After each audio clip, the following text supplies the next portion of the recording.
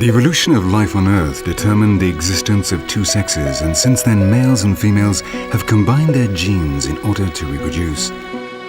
But the females often have to do almost all the work, and in addition are mistakenly referred to as the weak sex. Different animals have adopted different strategies and relations between males and females, but the common denominator is that both want to pass on their genes and have the healthiest possible children. The difference lies in the fact that the males have small, abundant sexual cells which are produced continuously. The females, on the other hand, possess the valuable, scarce and enormous ovules.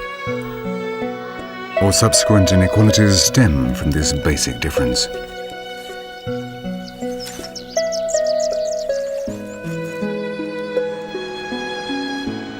The ovule is large because it contains considerable reserves, important substances for the development of the embryo. The sperm, in contrast, arrives empty-handed. It contributes its genes and leaves the rest of the work to the ovule, now transformed into an embryo. This, in principle, means the male can simply disappear after copulating, leaving the female in charge while he goes off in search of more females to inseminate. But it does not always happen that way. Often the male stays to help bring up his children, and at the top of the evolutionary scale, this acquires complex connotations.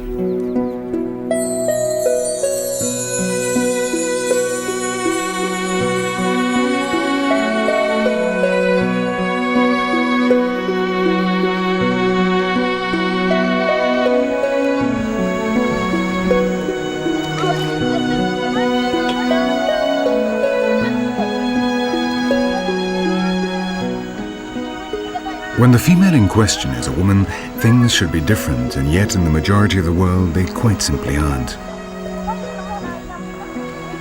In almost all cultures, women have always been oppressed in one way or another. In male hominids, natural selection favored the characteristics of a fighter and protector, making them big and strong, while in females the emphasis was on cooperation and child-rearing. So, from a biological point of view, the physical supremacy of men is quite correct. But we are also cultural beings, and what 30,000 years ago was extremely useful for survival is today simply an injustice.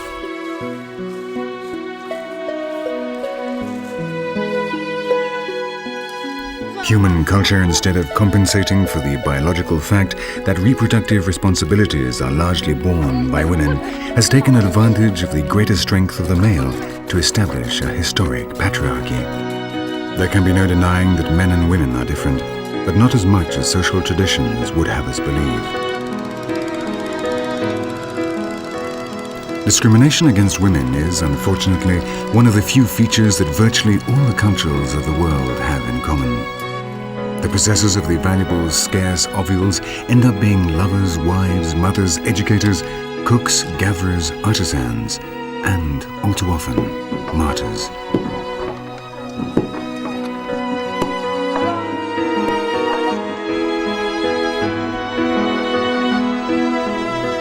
Nonetheless, the biological system was well designed. The family functioned as a social unit, and human beings colonized the entire planet. What strategies did other animal species adopt?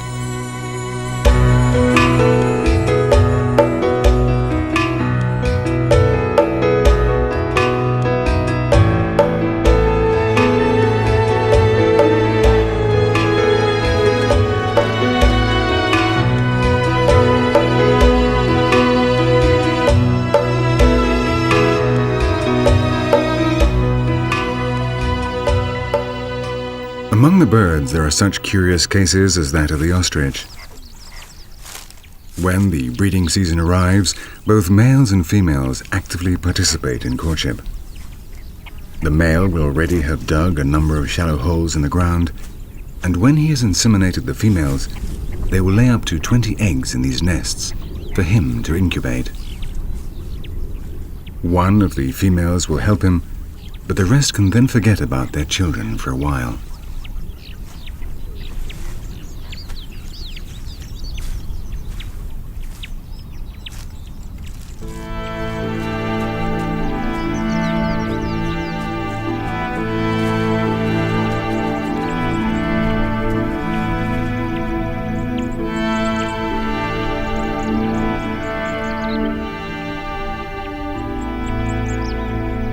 When the chicks of all the females have been born, the male and the different mothers take turns to protect them. It's very unusual among birds for females to deliberately take care of the eggs of others, but the system benefits everyone.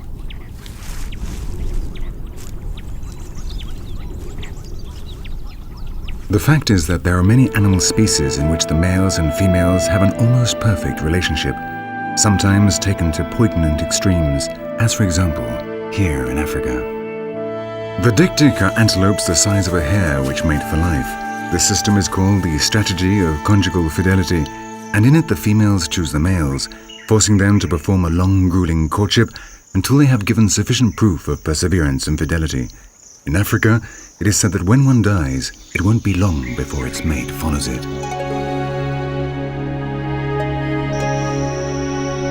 However, the most common mating strategy is very different. Biologists call it the strategy of the virile male.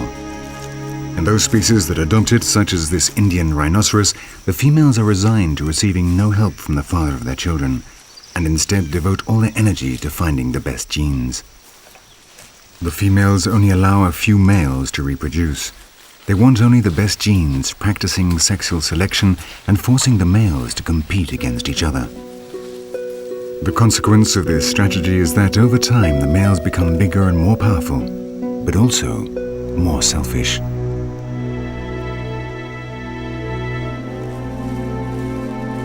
The strategy of the virile male has filled the world with males anxious to copulate, capable of performing the most spectacular demonstrations of strength.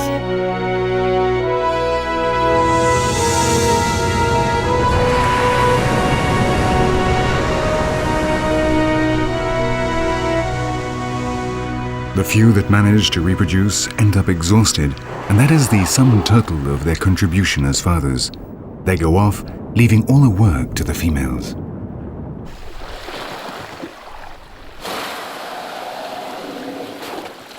And this system perpetuates itself. This female right whale can't complain that her son is like his father, because she herself chose him. Attractive, enormous, capable of making enormous leaps, but a complete loss when it comes to contributing to the family.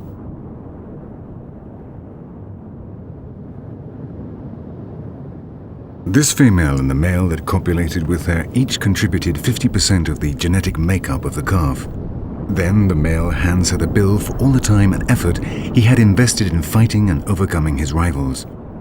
In accordance with this biological pact, she must now pay the price for the genes of a winner, assuming full responsibility for the care and education of their mutual child. The southern or South Atlantic right whale gives birth to a calf every 3 years. Here in the protected waters of the Valdez Peninsula in Argentina, the young whales learn different techniques from their mothers before they both have to return to the open sea to find food.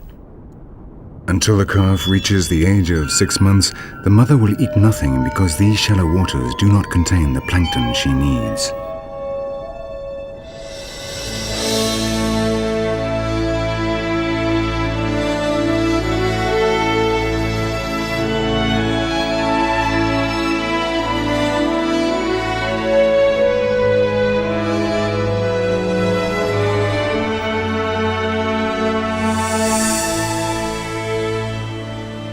But the fact that some female mammals spend so much time taking care of their young means that during this period they do not mate with the males. And some of them may lose patience and give in to the temptation to kill the young, so the mother will again come into heat.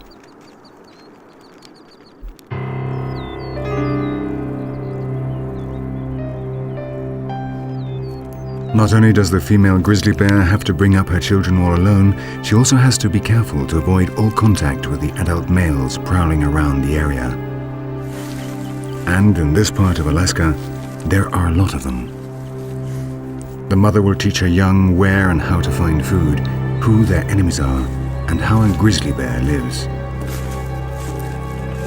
Meanwhile, the large solitary males weighing up to 600 kilos are desperate to find females willing to mate. And if they aren't, then he knows what to do to make them. Though it might not seem so, the life of these cubs will not be at all easy if they are male. From the moment their mother stops protecting them, they will go through hell. They will then have to compete against the big boys, and victory will go only to the strongest. In the meantime, they can enjoy one of the happiest childhoods in the animal kingdom. Bears love playing.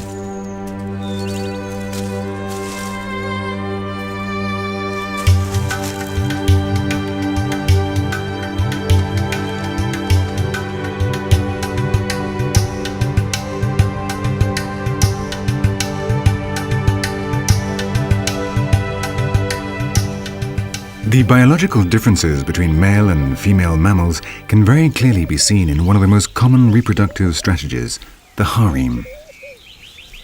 This male impala is the only one authorized to copulate with all the females of his herd, but during the time he is the leader, his life will be one of constant stress. All of the little ones are his children, and one day one of them will take his place.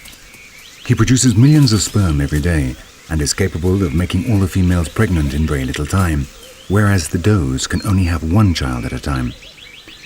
The inequality stems from the very nature of their reproductive cells. On the other hand, all the females copulate and procreate, whereas only a few males manage to do so, and at an extremely high price. Being male is not as easy as it may first seem.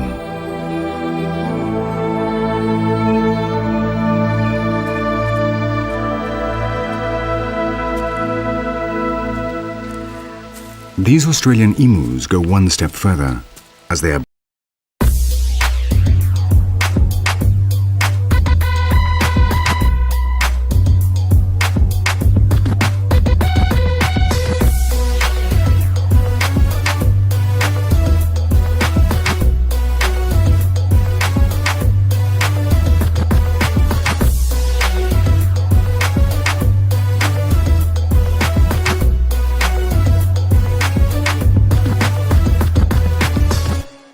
birds, the females do not have to carry the embryo inside their bodies as the impalas do. They can leave their future offspring well protected inside the egg in the care of their fathers. He built the nest and will incubate the eggs without eating or drinking for 56 days. Many females go off to copulate with other males, while a few remain behind to defend them while they are incubating. When the chicks hatch, the male will be with them for the next 7 months. Responsible fatherhood, without a doubt.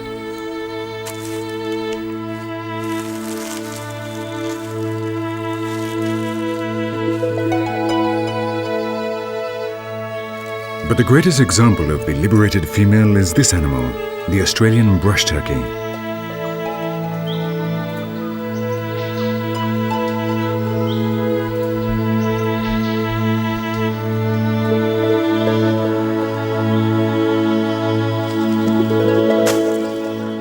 It is related to the turkeys in Capacayes, and the males build nests of up to 4 tons in weight, piling vegetable matter up to form a heap up to 1 meter high. The females approach the enormous nest and, after mating with the owner, bury their eggs in it, then simply march off, never to return. Several females lay their eggs in the same nest, and the male takes care of them all.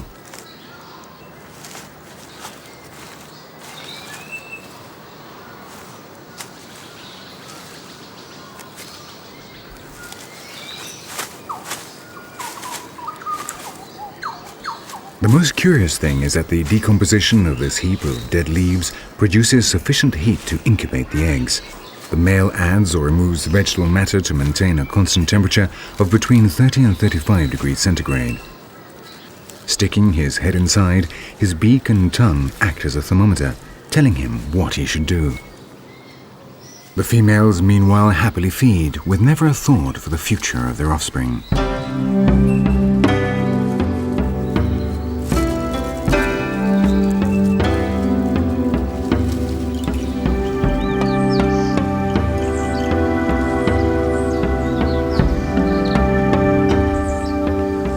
Dawn is breaking in this village in the north of Laos, very close to the Chinese border.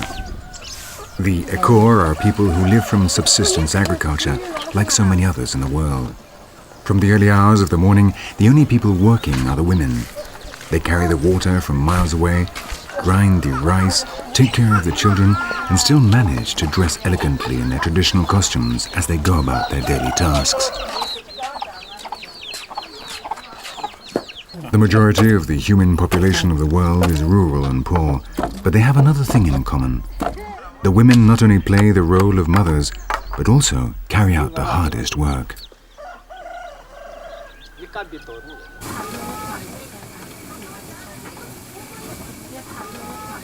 When did this inequality begin?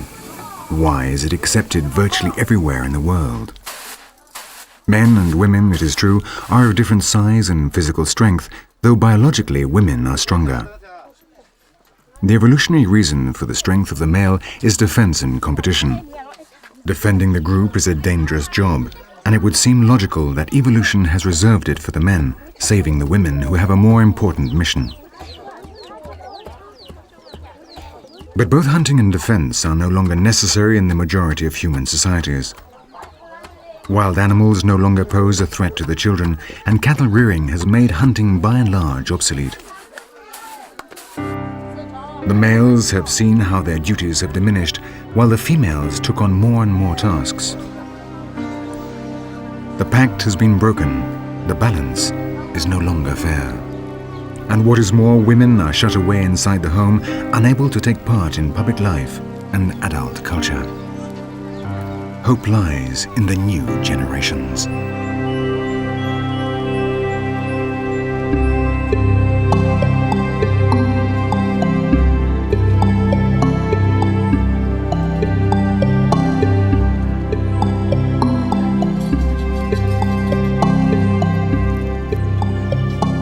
Children are the key. Here in the Ivory Coast, as in so many other places around the world, the women are in charge of educating the little ones in their culture from the time they are born. As they go about their daily chores, they teach the children the strictures of the Senufo culture to which they belong. The children also learn from direct observation, and what they see are men sitting around and women working. If it is not changed from the very beginning, you can't blame this young boy if in the future his behavior is determined by what he has always seen, the memories of his childhood. Just like the whale calf or the bear cubs, human children need lengthy preparation in the company of adults in order to learn to be men or women. Education is the basis of the struggle against discrimination. The women of the Third World, condemned to one pregnancy after another, have no opportunity to take decisions on their own lives. Often the first child comes too early in their lives, and there is then no respite until the last one is born, and then it is too late. This affects their health and that of their children. Recent studies have demonstrated the profound relationship between education and family planning. Equality between men and women can only be achieved if women are, in part at least, freed from their biological burden on the basis of cultural solidarity.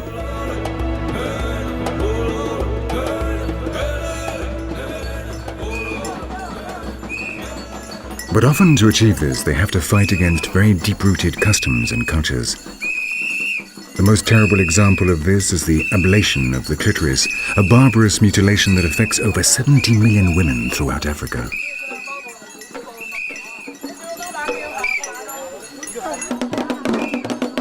These young girls in the Ivory Coast have spent a period of isolation in the forest, learning the traditional codes of the women's secret societies, the precepts of initiation for contact with the spirits, and the rules on how to be good wives and mothers. After this, they are subjected to genital mutilation and now dance before the high chiefs, who preside over the act, dressed in white to symbolize their direct contact with the protected spirits. They're examining the girls to ensure they have been properly instructed in the discipline of the secrets of the women's societies.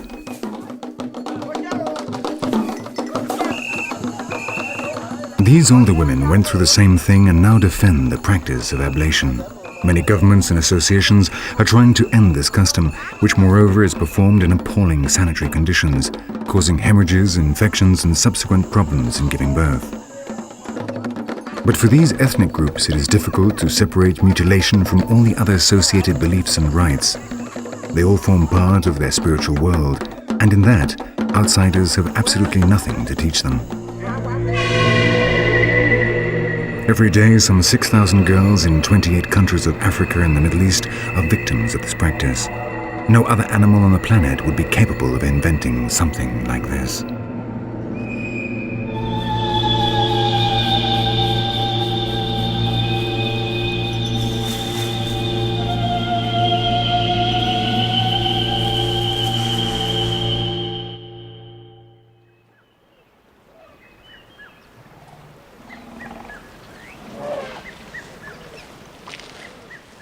Among animals close to us in terms of longevity, intelligence, and sociability, there are examples of much fairer balances between the two sexes.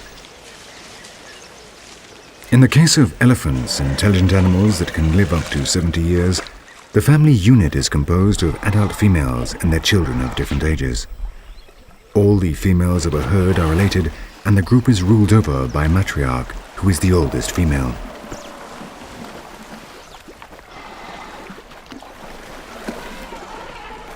Females will remain forever with the herd, while the males will have to leave shortly after reaching sexual maturity to live a solitary life.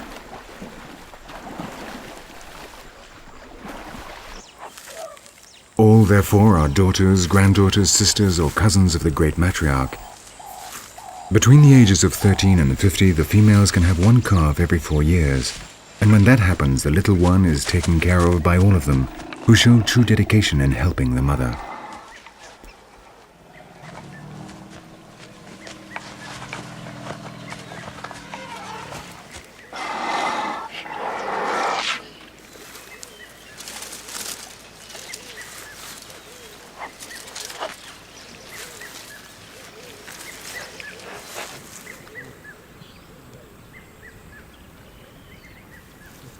The baboons, too, have an interesting system.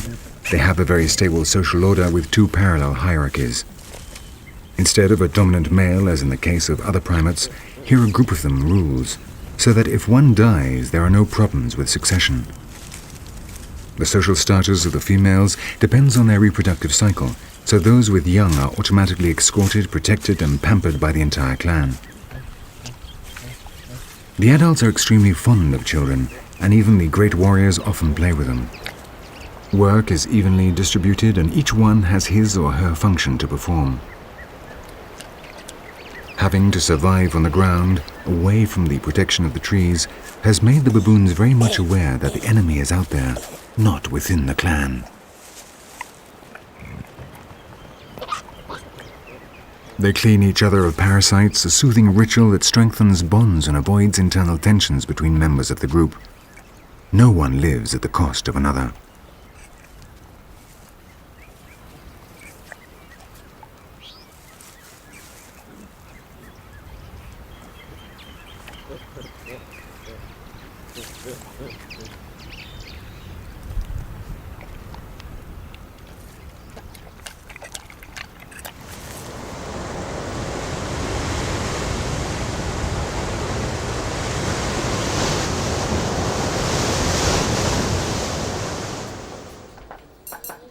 One of the most paradoxical relations between the sexes is to be found in the animist religions, which are very widespread in the Third World. Women are considered a religious vehicle, in absolute equality with men. In spiritual ceremonies like this one in Havana, Cuba, both the medium and her leading acolytes are most often mainly women. For these animist religions, the spirits transcend gender and are neither male nor female.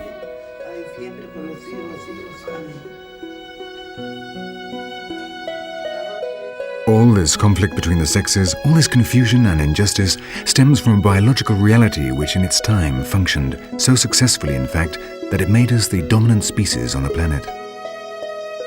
The key lies in our children, the care of whom prevents many women in the Third World from being able to choose their own destinies burdened by one pregnancy after another.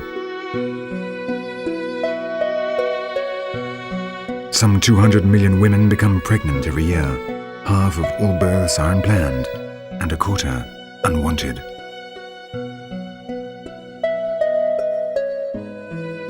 Family planning translates into happier women, healthier children, and a more just world. Being the custodians of life should not be allowed to become a biological curse. After all, a mother is, first and foremost, a woman.